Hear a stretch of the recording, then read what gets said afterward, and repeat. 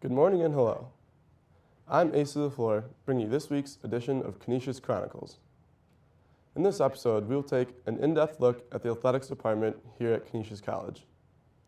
Throughout Old Main, Churchill, Bosch, and Delavan, there are many different students with many different opinions regarding athletics. Reporter Nick Veronica gives us a chance to hear those opinions straight from the students themselves. While all of our athletic programs are backed by the school, it does not necessarily mean fan support will follow. Attendance is down, and many students don't even know basic facts about our big programs.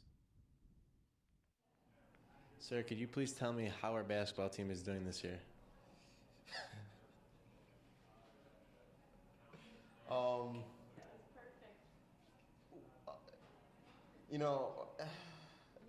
basketball team? I have no idea, but I imagine pretty good. I heard they're 1-15 in the MAC, right? Very good. We got a pretty good basketball team.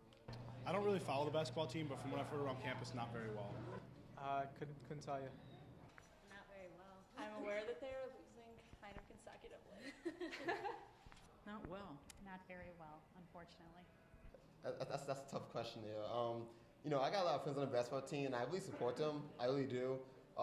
It's just this year. It's like that movie Harry Potter, the fourth one, when he's trying to get that girl Chloe or Cho, and just can't seem to get her. And I have tickets for the basketball, and I haven't made them.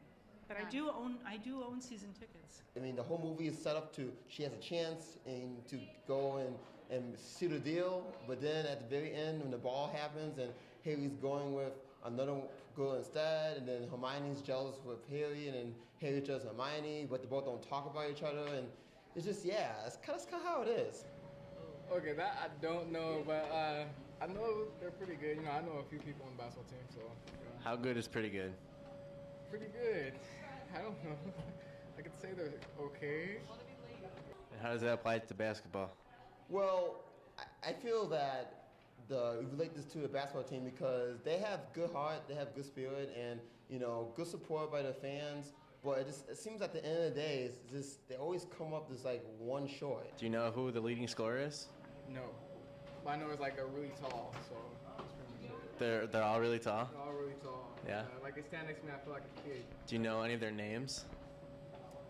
Not by heart. Can you tell me any player on the basketball team?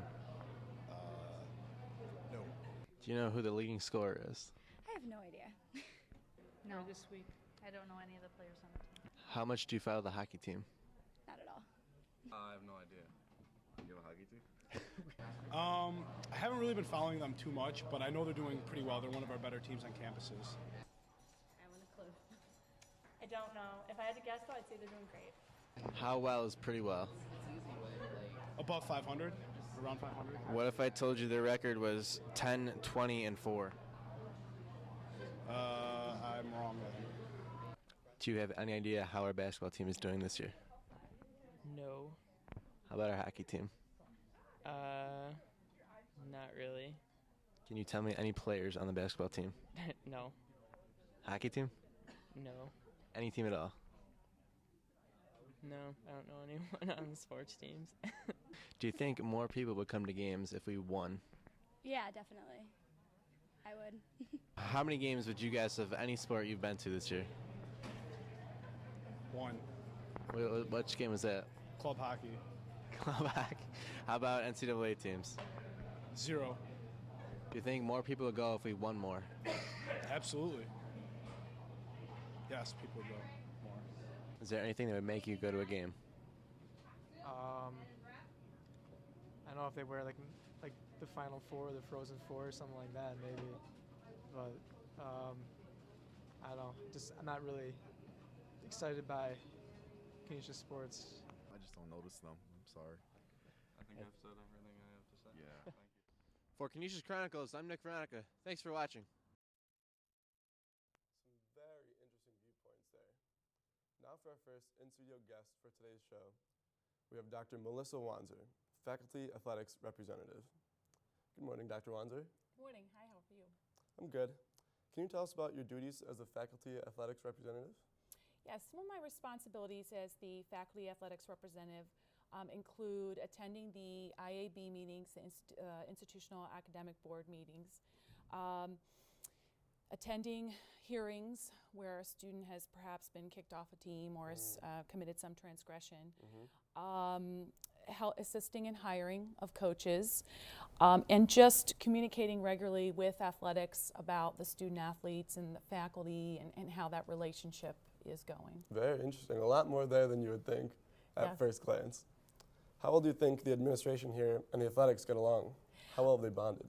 You know, I would describe their relationship as extremely open, that both athletics openly shares information with the administration about, you know, their student athletes, how they're doing academically, whether there are any problems.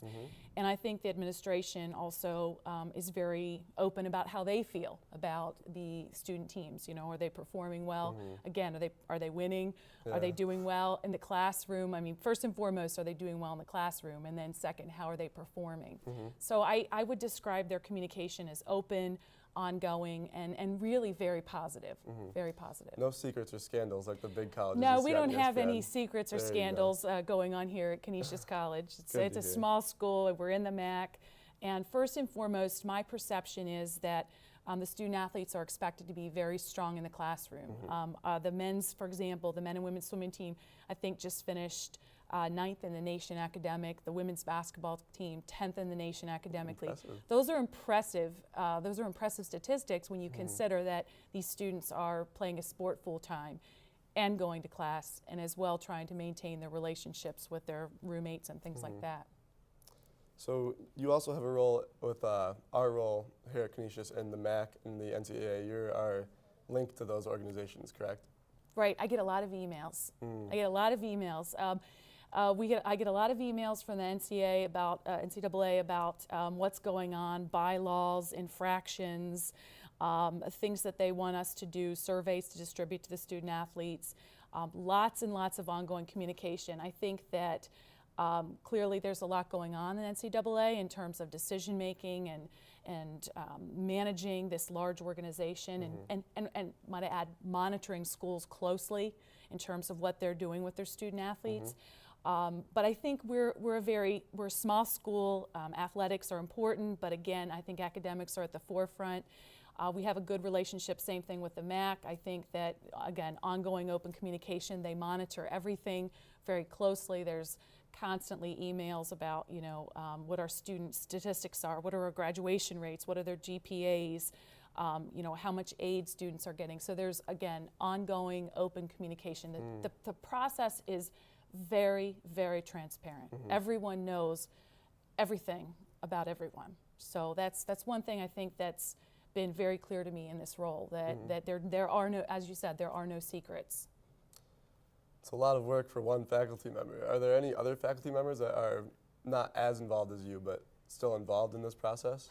I think the faculty on campus are, some of them are involved and how they're involved is that they work with the student athletes. You know, I think some are very supportive and they, you know, help them when they miss work and they monitor them academically and try to work closely if they're having challenges.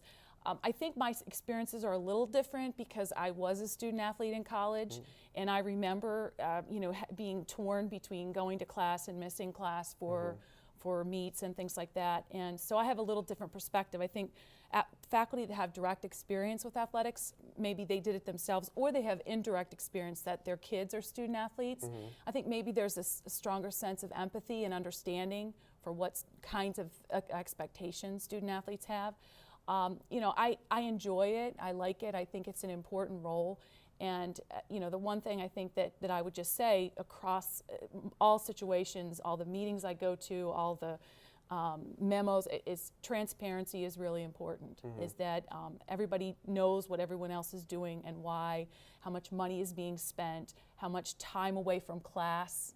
You know, so that's a concern sometimes with faculty, that how much time student athletes miss class, and so we monitor that really closely. That's another thing I do, is look at their schedules and you know, how many classes, for example, will the baseball team miss or the softball team miss, and how will that impact their academic experience. So that's another one of my roles. I think the faculty in general are very supportive. I think the faculty are busy I think they would come to more games and things. One of the things that the suggestions I would have is that student athletes invite the faculty. Yeah. You know, that they walk up to them and say, hey, can you come to my basketball game, my soccer game, and things like that. I think the faculty would come. I think a lot of them would. So you think that's something that the faculty or the students here could work on, like being more inviting to the faculty members? I do. Games? I think that they give them their form at the beginning of the class and say, here's how many class sessions I'm going to miss. And then that's kind of the end of it. And I think going up to them and saying, hey, you know, if it's a nice day, if you can come out and see our game, we'd love to have you there. I think that some faculty would come. I really do. As far as increasing, you know, communication and participation from the faculty, from the student end, I think, you know, the same thing. The student athletes invite their friends to the games, you know, and talk to them and say, boy, we work so hard at practice. We'd love to see people at our games, and it would really excite us. The other thing is, you know, I'm a Syracuse graduate. Syracuse had 33,000 people at their game. They're winning. Yeah. When you're winning, people come. You know, so that's another piece of it is success. You know, will bring more people as well. How do you think the students actually perceive the athletes here, the student athletes here, because they're not winning too many games? There are some sports here that don't win games, but they still see them around campus with all these benefits and tracksuits and everything. So how do you think the students look at the athletes here? Well, I think there are two kinds of students. There are students that have friends who are student athletes. They're their roommates and they're close friends with them, and they have the inside scoop. They know how many hours the students are spending at practice. They know what perks, they're not getting any, perks these students are getting. They have kind of the inside information. And so those students have a stronger sense of empathy because they have more direct experience with those student athletes.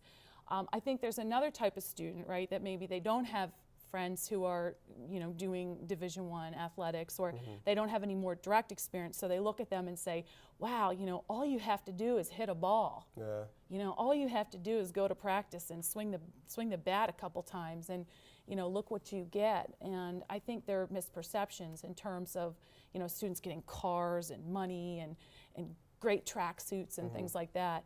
And that's not really the case because the NCAA monitors that closely. I mean, we just submitted, 1,000-page document, and we had to document every single thing about the student athlete experience. And, you know, so there's they scrutinize the student athletes about perks and, you know, do they get too many sweatshirts and things like that. I think that that's a misperception. And if anything, I think that it's a very difficult, it's a very difficult experience. You know, you're not only being scrutinized by in the classroom based on your academic performance, right, which all students have, but you're being scrutinized by your coaches. Of course. You know, and why aren't your grades higher? Yes. And and then why aren't you doing better, right, in your sport? And so I think it's a tough, it's a more difficult process than most people think. And I if you know someone, then you have kind of the inside scoop. If you don't, maybe sometimes it's a little skewed perception. Certainly a lot to juggle for student athletes here. Right. Thank you for sharing that information with us, Dr. Wanzer. No problem. It's Thanks good to for have you in having me. studio. Thanks.